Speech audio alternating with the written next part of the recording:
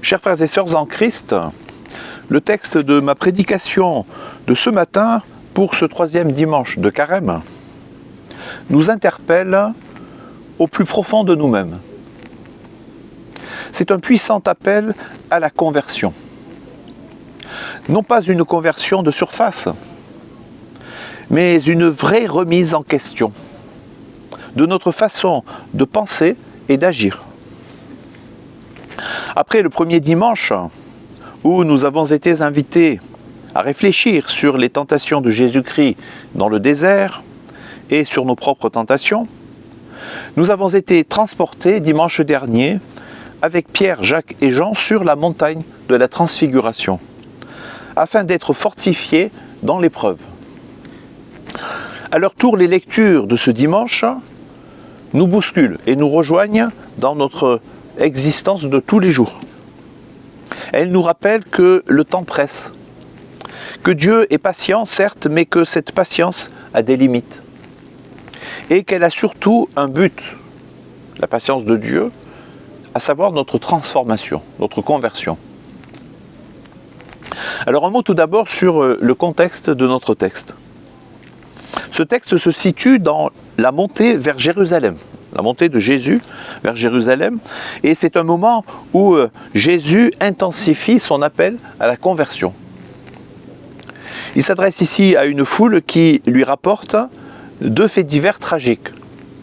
Le massacre de Galiléens par Pilate et l'effondrement d'une tour de Siloé. Ces événements suscitent une question essentielle sur la souffrance et la justice de Dieu. Le rapport entre notre souffrance, la souffrance des hommes, et la justice et aussi l'amour de Dieu. Comment Dieu peut-il être à la fois amour et permettre le mal?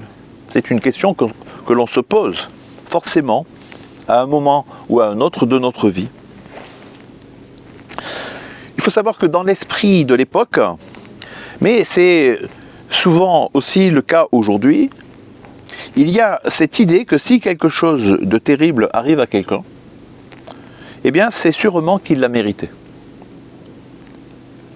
Et voilà que Jésus va déconstruire entièrement cette mauvaise façon de penser. Lorsqu'il nous arrive une tuile, notre premier réflexe, c'est de se demander « Mais qu'est-ce que j'ai bien pu faire au bon Dieu pour mériter ça ?» Ne me dites pas que vous ne vous êtes jamais posé cette question. Moi, je me la suis posée.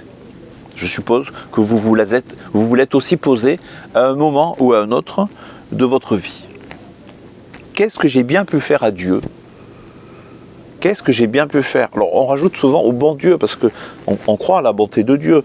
Alors, évidemment, quand on souffre, on a du mal à faire le lien entre Dieu qui est amour et puis le fait que nous puissions avoir des épreuves et que nous puissions souffrir, ou que d'autres puissent souffrir aussi. Qu'est-ce que j'ai bien pu faire au bon Dieu pour mériter ça? C'est exactement à cette question que notre texte répond d'une manière tout à fait inattendue. Ma prédication comprendra 3 parties. La première, la question du mal et de la souffrance. Et ça, ce sont les versets 1 à 5 de notre texte. La deuxième, la parabole du figuier stérile. Ça, c'est la deuxième partie du texte. Ce sont les versets 6 à 9. Et dans une troisième partie, nous verrons tout simplement les applications à la fois spirituelles et morales de notre texte. Comment ce texte-là peut-il s'appliquer à nous de manière très concrète, aussi en tant que militaire. Première partie, donc, la question du mal et de la souffrance. Je lis au verset 1 et suivant. « En ce temps-là, quelques personnes vinrent lui raconter ce qui était arrivé à des Galiléens dont Pilate avait mêlé le sang avec celui de leur sacrifice. Il leur répondit, « Pensez-vous que ces Galiléens aient été de plus grands pécheurs que tous les autres Galiléens parce qu'ils ont souffert de la sorte ?» Verset 3. « Non, vous dis-je, mais si vous ne vous repentez pas, vous périrez tous de même. » Verset 4. « Ou bien ces 18 sur qui est tombée la tour de Siloé et qu'elle a tué, pensez-vous qu'ils aient été plus coupables que tous les autres habitants de Jérusalem ?» Verset 5. « Non, vous dis-je, mais si vous ne vous repentez pas, vous périrez tous pareillement. » Revenons sur les faits divers évoqués dans notre texte. Tout d'abord, les Galiléens massacrés par Pilate. Il s'agit manifestement d'un acte d'une violence inouïe, comme il a pu s'en produire, hélas, si souvent dans l'histoire des hommes. Peut-être lors d'une révolte contre le pouvoir romain, comme c'était parfois le cas à l'époque, notamment chez les Zélotes. On imagine la foule choquée se demandant si ces hommes avaient péché plus que d'autres pour subir une telle fin. La tour de Siloé qui s'effondre. Il s'agit d'un accident assez effroyable lui aussi, comme il peut encore se produire aujourd'hui parfois, et qui a emporté pas moins de 18 personnes. Ici encore, la foule cherche une explication. La mentalité commune de l'époque, c'était de dire « ces personnes ont forcément dû faire quelque chose de mal pour mériter ça ». À cela, Jésus répond de manière lapidaire « pas du tout ».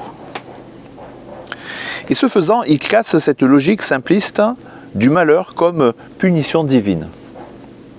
Verset 13, « Non, vous dis-je », il rajoute, « mais si vous ne vous repentez pas, vous périrez tous de même ». Alors il faut dire quelques mots sur ce « non, vous dis-je ». Vous voyez, le verset 23 commence par cette affirmation « non, vous dis-je ».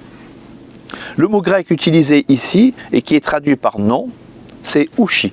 Donc le mot grec pour ici qui est traduit par « non », c'est « ouchi ». Parce qu'il y a plusieurs mots en grec qui peuvent être traduits par non. Comme vous savez quand Jésus dit que votre oui soit oui et votre non soit non. Et ici, c'est le mot ouchi. Et il faut savoir que littéralement, ce mot-là, on doit le traduire par exemple, pas du tout. Vous voyez ? Ou encore, assurément pas. Ou bien sûr que non. Autrement dit, ce n'est pas un simple non prononcé du bout des lèvres, mais c'est un non catégorique et résolu, un vrai non, qui veut dire ce qu'il dit. Ce n'est pas du tout ce que vous pensez. C'est ça que dit Jésus en fait. C'est vraiment pas. Là, ce n'est pas ça du tout. Vous vous trompez de fond en comble, et du début à la fin. Ce nom de Jésus est fort, tranchant, cassant même. Il brise net l'idée d'un lien direct entre souffrance et péché personnel. Il peut arriver, bien sûr, que la souffrance, la maladie, voire la mort, soit le résultat direct d'un mauvais comportement, comme par exemple le fumeur ou l'alcoolique qui s'expose à un cancer. Là, on peut établir un lien de cause à effet, dans ce cas-là. Mais ici, il s'agit d'autre chose, vous l'aurez compris. Il s'agit d'un concours de circonstances, d'un accident indépendant de notre volonté, d'une espèce de fatalité qui peut a priori s'abattre sur n'importe qui, juste et méchant, croyant et incroyant. La tour s'effondre et elle tue 18 personnes. On peut penser que parmi ces 18 personnes, il y avait des justes et des injustes, des croyants et des incroyants.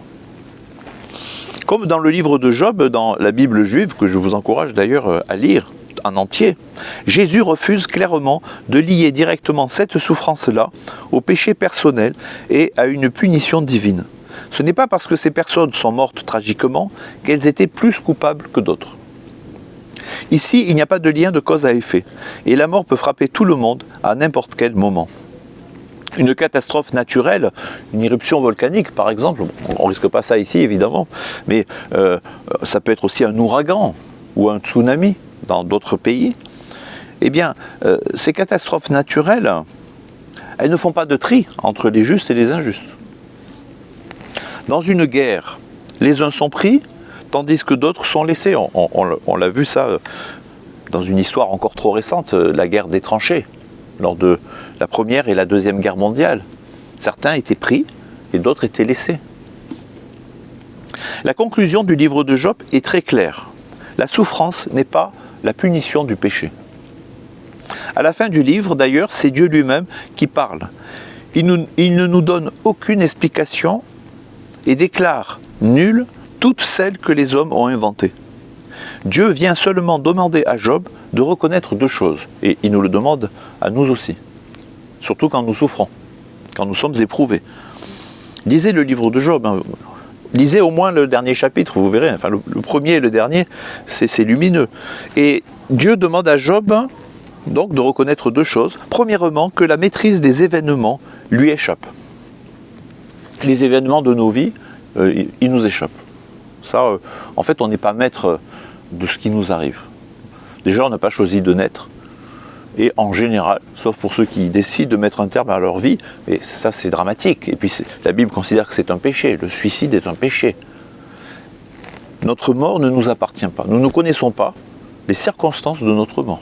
Moi, je ne connais pas les circonstances de ma mort. Pourtant, je sais bien qu'un jour je mourrai. C'est valable pour vous aussi. Voyez ? Donc, en fait, il faut déjà partir du principe que nous ne maîtrisons pas les événements de notre vie. En tout cas, certains d'entre eux. Évidemment, on peut choisir avec qui on se marie, on peut choisir avec qui nous sommes amis, etc., etc. Mais pour ce qui est vraiment des événements de nos vies, qui déterminent à la fois notre bien-être, à la fois physique, la maladie par exemple, on ne choisit pas de tomber malade. On sait très bien qu'on peut tomber malade, ou un accident de la route. Ça, on ne maîtrise rien, il faut l'admettre. Et la deuxième chose que Dieu demande à Job, et ça c'est le plus important, Dieu demande à Job qu'il lui faut vivre tous ces événements de sa vie sans jamais perdre confiance en son Créateur. Est-ce que nous sommes prêts nous-mêmes à vivre chacun des événements de notre vie sans jamais perdre confiance en Dieu, en notre Créateur et par-dessus tout en sa bonté et en son amour. Même quand on tombe malade par exemple, voyez, ou qu'on se casse un membre, un bras, une jambe. Dieu demande à Job de ne jamais perdre confiance en lui, en son Créateur. C'est pas facile, hein, surtout quand on est éprouvé. Mais pourtant, c'est ce que Dieu nous demande. Et Jésus reprend exactement la même position que la conclusion du livre de Job. Mais il poursuit, et à partir de ces deux faits, donc le massacre des Galiléens et l'effondrement de la tour de Siloé, il invite ses disciples à une véritable conversion. Il le fait avec énergie et il insiste sur l'urgence de cette conversion. Là, on croit entendre des prophètes comme Amos ou Ésaïe et tant d'autres. Je vous donne deux illustrations qui vont peut-être davantage vous parler en tant que militaire. Imaginez une patrouille qui tombe sur une explosion, un IED. Certains camarades, dans le VAB par exemple, meurent. Certains l'ont vécu, hein, peut-être pas vous, mais pour avoir parlé avec beaucoup de militaires, certains m'ont raconté ce qu'ils ont vécu. Et c'est des situations réelles. Ce dont je vous parle là, certains l'ont vécu, vous le savez bien. Donc certains camarades meurent et d'autres survivent sans une égratignure. Ou alors avec 3 fois rien. Ce n'est pas parce que les survivants étaient meilleurs ou que les morts ont forcément fait une erreur. Voyez ? La guerre nous rappelle cette réalité brutale, la mort frappe sans logique apparente et ce n'est pas une question de mérite ou de faute. On meurt quand on doit mourir. Lors du débarquement en Normandie, ça c'est une autre illustration, certains soldats ont atteint la plage sans être touchés. Vous l'avez vu peut-être dans Le Jour le plus long, le film magnifique là. Eh bien, on voit que beaucoup de soldats sont arrivés jusqu'à la plage sans être touchés. C'est incroyable, alors qu'il y a des balles fusées de tous côtés. D'autres sont tombés dès la première vague. Ils n'ont même pas eu le temps de mettre un pied à terre ou dans l'eau. C'est comme ça. Ce n'était pas une question de valeur ou de justice, mais une réalité tragique. Jésus nous invite à ne pas chercher des coupables parmi les victimes, mais à réfléchir à notre propre chemin de vie. Venons-en maintenant à la deuxième partie du verset 3, qui est reprise d'ailleurs au verset 5. Vous avez vu que Jésus le dit 2 fois ça. Il dit « Si vous ne vous repentez pas, vous périrez tous de même. » C'est fort ça. Si vous ne vous repentez pas, vous périrez tous. Après il dit pareillement, ou de même, c'est traduit pareillement, de même. Il faut bien comprendre ce que dit le texte ici, car c'est le cœur du message de Jésus-Christ. Et puis, c'est même le cœur du message de l'Évangile. Là, on est en train de parler du message le plus important de toute la Bible. Ce que Jésus dit ici, si vous ne vous repentez pas, vous périrez tous de même. Le texte dit littéralement, si vous ne vous convertissez pas, et on peut aussi traduire, si vous ne vous repentez pas. Je ne sais pas dans votre version, si c'est convertir ou repentir, mais en fait ça veut dire la même chose. Mais ce qu'il faut savoir, c'est que le mot grec, c'est métanoéo. Ça, en fait, l'évangéliste Luc, quand il a écrit son évangile, il ne l'a pas écrit en français, hein, vous le savez bien, il a écrit en grec. Il a utilisé le mot métanoéo. Alors ça veut dire quoi métanoï? Alors on l'a traduit par convertir, si vous ne vous convertissez pas, et d'autres ont traduit si vous ne vous repentez pas. Alors en réalité, ce mot grec signifie littéralement changer d'esprit. Littéralement c'est ça, changer d'esprit. De méta, donc métanoéo, méta qui signifie après, et noéo qui signifie penser, et qui vient de nous, le mot nous. Nous qui est traduit par l'esprit ou la pensée, la raison, l'entendement. Voyez ? Il ne s'agit donc pas simplement d'un simple changement de trajectoire ou d'une correction morale, mais d'un retournement complet de notre manière de voir la vie. Voyez ? C'est un retournement complet. Métanoéo. Repentez-vous, convertissez-vous, changez votre manière de voir les choses. Changez votre esprit, votre manière de penser. Concernant votre propre vie, concernant Dieu, et concernant aussi bien, les autres, hein, concernant la création en général. Alors quel est le message ici? Je résume. Il est on ne peut plus clair. Tout d'abord, nous sommes tous concernés par la conversion. Il n'y a pas d'exception, car nous sommes tous des pécheurs séparés de Dieu. Ce n'est pas le péché des autres qui doit nous préoccuper, mais notre propre situation. Ce n'est pas ce qui arrive ou est arrivé à d'autres qui doit nous interpeller et nous faire poser question, mais ce qui risque fort de nous arriver à nous, et ce qui nous arrivera très certainement si nous ne nous repentons pas sincèrement dans cette vie, et plus encore dans celle qui est à venir. Rappelez-vous que Jésus a dit que servirait-il à un homme de gagner le monde entier s'il perdait son âme. Deuxièmement, l'urgence de la conversion. Jésus renverse la perspective. Plutôt que de juger les autres, il invite chacun à regarder sa propre vie et à se tourner vers Dieu sans plus attendre. Car il y a urgence. La question n'est pas « mais qu'est-ce que j'ai bien pu faire au bon Dieu ?» ou « qu'est-ce qu'un tel a bien pu faire au bon Dieu pour mériter ça ?» mais plutôt « que dois-je faire aujourd'hui pour échapper au juste jugement de Dieu dans l'éternité ?» C'est ça la question qu'on doit se poser en fin de compte. Imaginez un soldat pris sous le feu ennemi. Il a 2 secondes pour bouger et se mettre à couvert.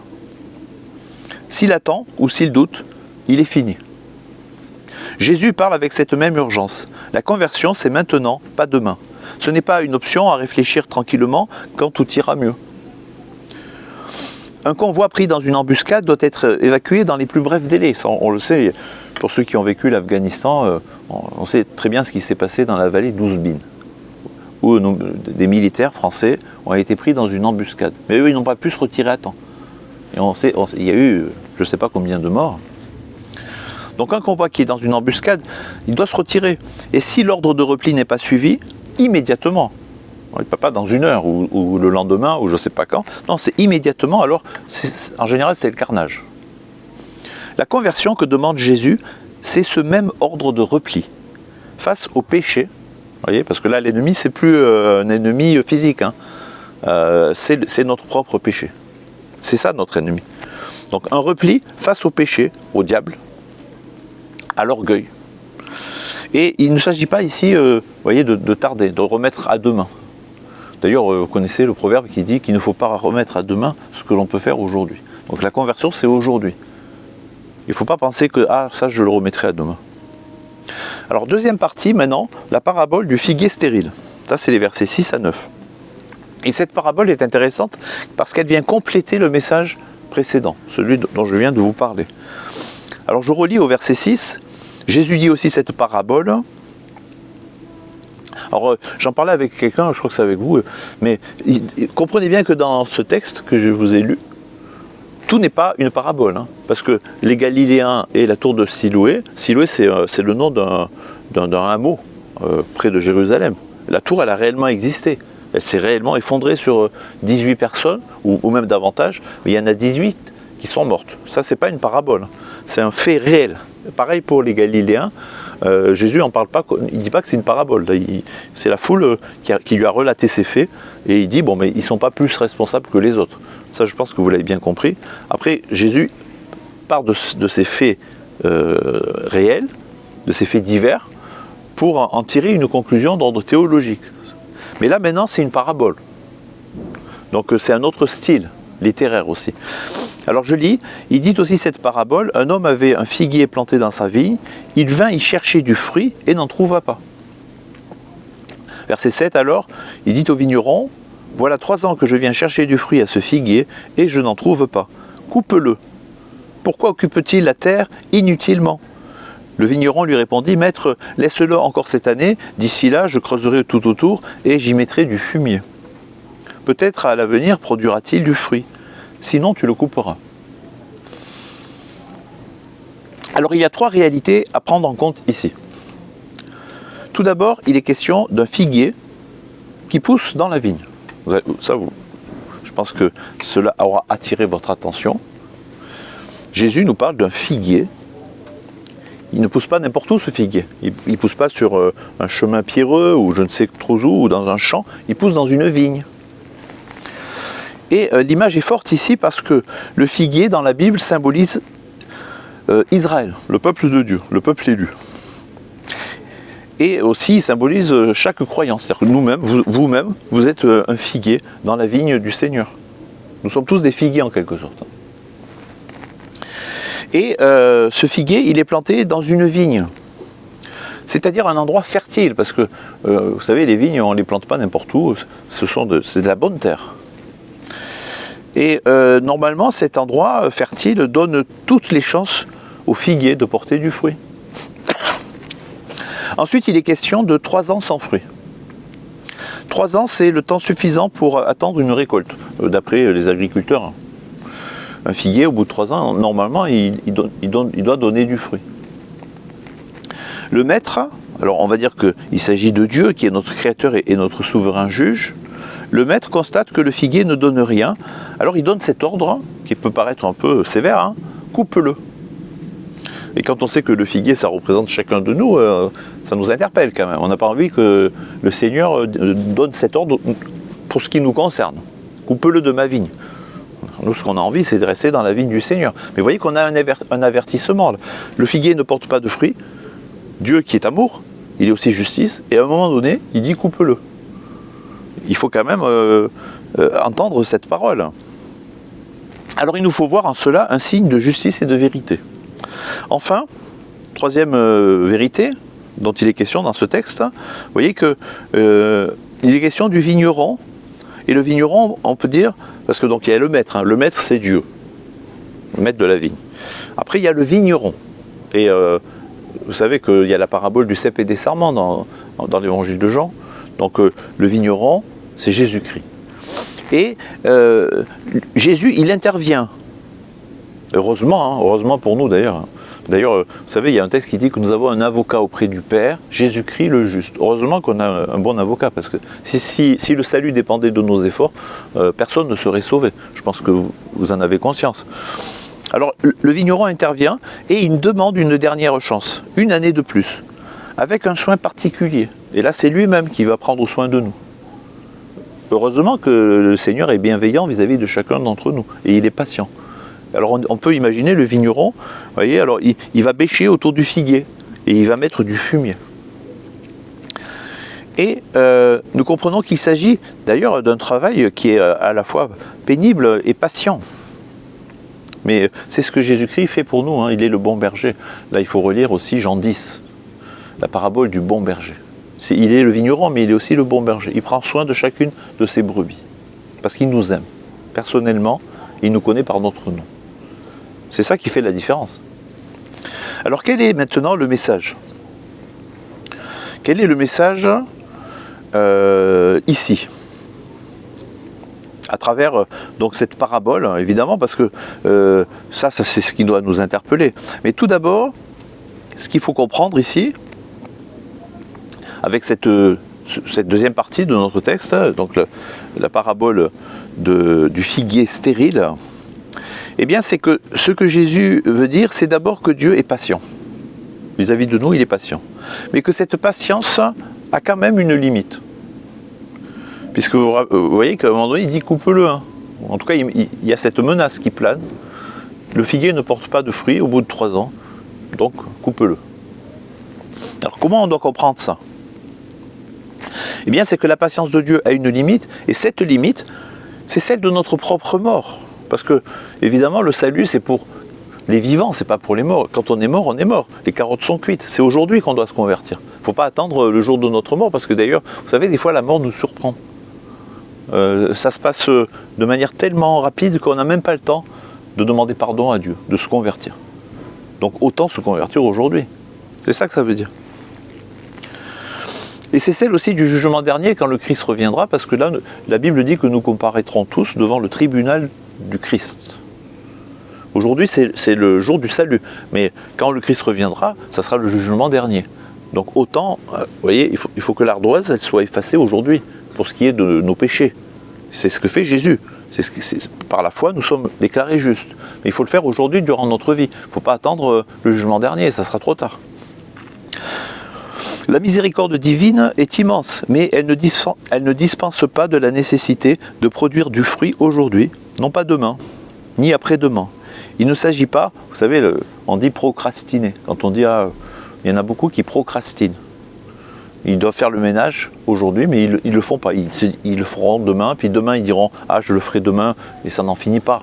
Et en fait, vis-à-vis du péché, souvent, nous, on procrastine, parce qu'on remet toujours à demain notre conversion. On se dit « Oh, le Seigneur est patient, j'ai le temps ».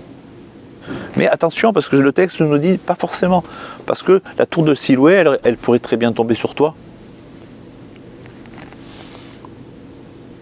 Deuxièmement, il nous faut comprendre que le temps supplémentaire est une grâce. Cette année de plus symbolise la vie que nous avons encore devant nous. Chaque jour est une chance nouvelle offerte pour changer.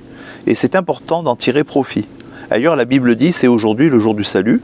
Ça, c'est en 2 Corinthiens 6, verset 2. Et encore, aujourd'hui, si vous entendez sa voix, n'endurcissez pas vos cœurs, comme lors de la révolte. Ça, c'est Hébreux 3, verset 15. Alors, pour terminer, quelles sont maintenant les applications à la fois spirituelle et morale de notre texte, et comment celui-ci doit-il s'appliquer à nous aujourd'hui? Je pense que, évidemment, j'ai déjà montré quelques applications concrètes, mais on va résumer là, on va aller droit au but. Et tout d'abord, il faut absolument arrêter de chercher des coupables, et il faut surtout se remettre en question soi-même. D'ailleurs, on l'avait vu avec la parabole de la paille et de la poutre, ça. Comment peux-tu prétendre enlever la paille dans l'œil de ton frère alors que tu as une poutre dans le tien? Oui, alors de dire, ah, un tel, la tour de Siloé est tombée sur lui parce qu'il était plus coupable que moi je le suis, par exemple. Non, tu es tout aussi coupable que lui. Et c'est pas pour ça que la tour est tombée sur lui, elle aurait pu tomber sur toi. Donc en fait, notre texte nous invite à nous remettre en question nous-mêmes. Il faut arrêter de toujours regarder les autres. Les autres, ça, c'est l'affaire de Dieu. Ça se passe entre eux et Dieu. Mais il y a quelque chose qui se passe entre moi et Dieu. Et c'est ça qui doit m'interpeller. Jésus ne nous invite pas à scruter le péché des autres, mais à regarder en nous-mêmes. Plutôt que de demander pourquoi eux, il nous invite à demander où en suis-je avec Dieu. Ensuite, il est essentiel de bien comprendre la vraie nature de Dieu. Parce que ce texte nous invite aussi à nous interroger au sujet de nos croyances vis-à-vis de Dieu. Et ce que ce texte nous dit de manière très concrète, c'est que Dieu n'est ni cruel ni indifférent. Ça, c'est très important parce qu'on pourrait penser que Dieu, parfois, face à notre souffrance, il est indifférent. Et parfois même cruel. Mais non, il n'est pas l'auteur du mal. Ça, c'est ce que nous dit aussi le livre de Job. Car il est toute bonté, il est patient et miséricordieux, comme le vigneron qui intercède. Mais la patience divine n'est pas une excuse à la passivité. Ailleurs, la Bible dit « Où méprises-tu les richesses de sa bonté, de son support et de sa patience, sans reconnaître que la bonté de Dieu te pousse à la repentance. » Vous voyez, c'est la bonté de Dieu qui normalement devrait nous pousser à la repentance. Ce n'est pas la peur d'être jugé. Ce n'est pas parce qu'on a peur de Dieu. Vous voyez, parce qu'il est notre souverain juge. Mais ce qui doit nous pousser à la repentance, c'est un peu comme dans la parabole du fils prodigue, c'est parce que Dieu nous aime. Et donc il nous aime tellement que, qu'est-ce qu'on fait dans ces cas-là? Vous le voyez, le jour où vous aurez des enfants, moi j'ai 4 enfants, ils me sautent dans les bras, quand ils étaient plus petits en tout cas, par amour. C'est pas du tout parce par peur ou je ne sais trop quoi. Vous voyez, ils recherchent mon affection. Et eux-mêmes ont besoin d'exprimer leur amour vis-à-vis de leur père. Mais vis-à-vis de Dieu, c'est ça qui doit se passer. C'est pas la peur. C'est vraiment cet élan de confiance et d'amour envers un Dieu qui est toute bonté. D'ailleurs, si moi je ne croyais pas que Dieu était amour, je ne serais pas croyant, je ne serais pas chrétien. Ouais, je serais autre chose, mais je suis chrétien parce que je ne vois pas d'autre Dieu dans ce monde, d'autres religions qui nous parlent d'un Dieu d'amour que celui de Jésus-Christ. Il faut réfléchir à ça. Alors troisièmement, notre texte est une exhortation à porter du fruit, car un figuier sans figue ne sert à rien. Ça aussi, il faut l'entendre. Le figuier a une fonction, c'est donner du fruit. De même, notre foi doit se traduire en actes, comme le fait par exemple de pardonner à ceux qui nous ont fait du mal, d'avoir de la compassion envers ceux qui souffrent, etc. etc. Posez-vous la question, quel fruit est-ce que je porte aujourd'hui? C'est la bonne question à se poser. Il se peut que ma vie semble stérile aujourd'hui. Mais notre texte nous rappelle que le Seigneur est patient et qu'il fait grâce. Il nous tend la main, toujours, et nous donne à chaque instant une nouvelle chance, une grâce nouvelle. Enfin, il y a l'urgence de la conversion. Ce texte rappelle que la vie est fragile et imprévisible. Les Galiléens ne s'attendaient pas à mourir ainsi. Les 18 de Siloé non plus. Imaginez que cette tour nous soit tombée dessus.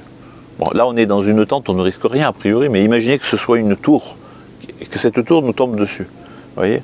Bon, c'est arrivé à d'autres aussi pendant des tremblements de terre. Vous voyez, qu'on soit chrétien ou pas, parfois ce sont même des églises qui se sont effondrées. Vous voyez? Donc, et en temps de guerre, etc. Bon, ça peut arriver. Et là, l'idée c'est, attention, nous ne savons pas combien de temps il nous reste. Ce n'est pas une menace, mais c'est plutôt une invitation à ne pas gaspiller le temps qui nous est donné par Dieu.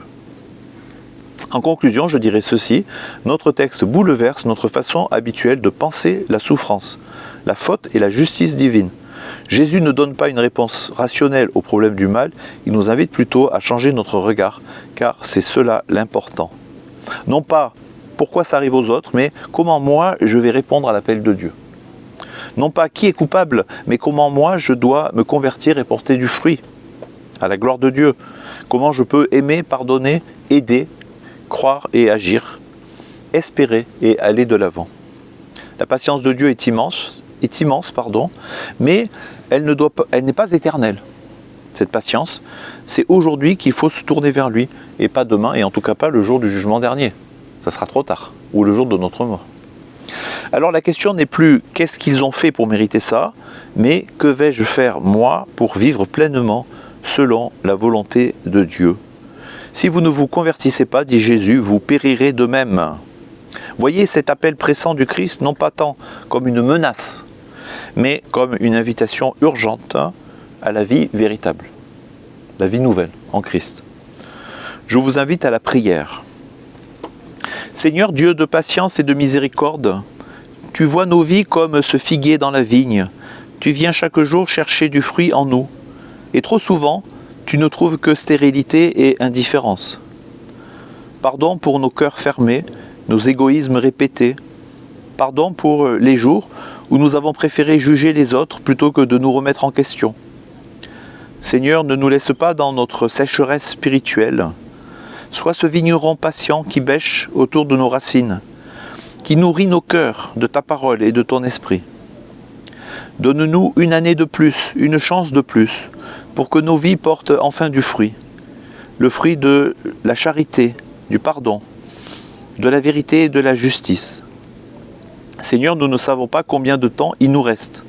Aide-nous à vivre chaque jour comme un cadeau, à aimer comme si c'était la dernière occasion, à pardonner comme si c'était maintenant ou jamais, à croire en toi sans réserve ni calcul. Nous voulons nous convertir, Seigneur, non par peur, mais par amour, parce que tu es un Dieu de vie, parce que tu crois en nous plus que nous ne croyons en nous-mêmes, parce que tu nous invites surtout à croire en toi plus que nous ne croyons en nous-mêmes. Amen.